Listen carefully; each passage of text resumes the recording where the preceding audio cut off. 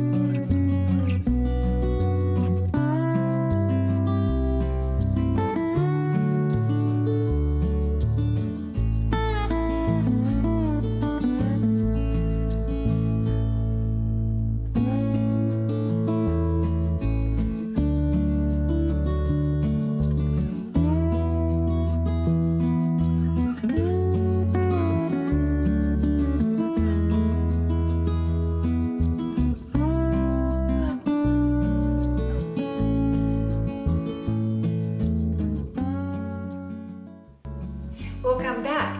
I hope you enjoyed the video and the variation in the color scheme that I always have done. It's a very popular color. The blues and the sapphires and the silvers are just everybody's favorite, really. They are mine. Anyway, I do appreciate you give me a thumbs up and also subscribe to my channel. It helps me spread the love of art to as many people as I can. Until the next time, bardzo dziękuję. Thank you so much for watching.